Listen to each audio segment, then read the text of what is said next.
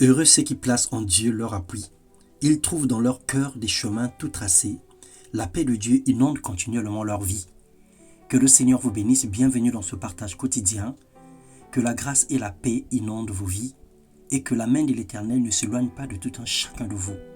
Je te bénis mon frère, je te bénis ma sœur. Ce matin, nous allons parler de faire le bien. Le bien ne fait jamais le mal.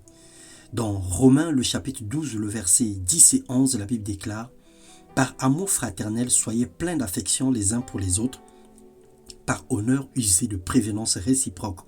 Et du zèle et non de la paresse, soyez fervents d'esprit, servez le Seigneur. » Mon frère, ma sœur, nous savons bâtir des stratégies pour réussir nos projets personnels, mais nous manquons de détermination pour améliorer notre vie spirituelle. Nous prenons à la légère et au second plan l'œuvre de Dieu. La prévenance, c'est l'action d'anticiper sur les besoins ou les désirs des autres. En quelque sorte, imaginer de quoi peut avoir besoin son prochain et y faire face. C'est le cas d'un pays, d'un gouvernement qui sait anticiper les besoins de la population en fonction des saisons, en fonction de ce qui se passe et en fonction de ce qui pourrait se passer.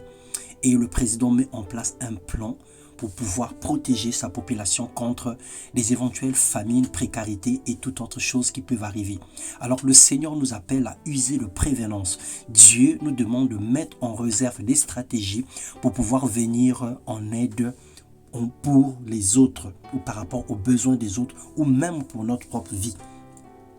Acte 20, le verset 35, la Bible déclare qu'il y a plus de joie à donner qu'à recevoir. Ça veut dire que plus nous donnons, plus nous devons être heureux parce que nous réjouissons le cœur de Dieu. Proverbe 11, verset 23 nous dit « Le désir du juste, c'est de faire le bien.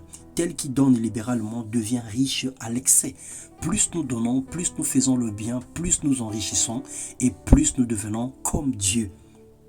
Faire le bien est une décision qui a une récompense immédiate sur notre vie et dans celle de notre progéniture durant plusieurs générations.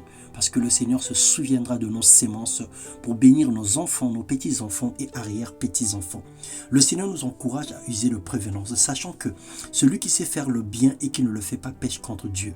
N'attendons pas que les autres pleurent pour intervenir, ne permettons pas que nos semblables souffrent ou manquent pour agir ensuite, alors que nous mettons à la poubelle le surplus des repas, les vêtements que nous ne portons pas, certains biens inutiles ou inutilisés, nous arrivons parfois à les détruire alors qu'il est préférable de faire le bien, il est préférable d'en partager, il est préférable de faire bénéficier à une autre personne, comme un dicton qui dit « la poubelle de l'un est le trésor de l'autre ». Obéir à Dieu, et Jacques 4, 17 nous en parle. Obéir à Dieu et le servir est un choix que devrait faire librement chaque chrétien, en fonction de son amour pour Dieu, son zèle, en fonction de son amour pour Dieu. Sans le zèle, nous ne pouvons pas percevoir et comprendre la pensée de Dieu pour l'Église.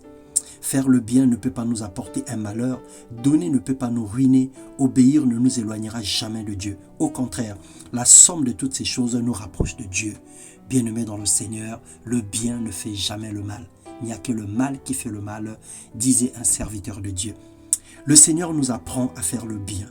Remplis nos cœurs, Père, d'un amour spécial pour les frères dans la foi, ainsi que pour nos prochains, quelle que soit leur identité, quelle que soit leur nationalité, quelle que soit leur vie, leur couleur et autres.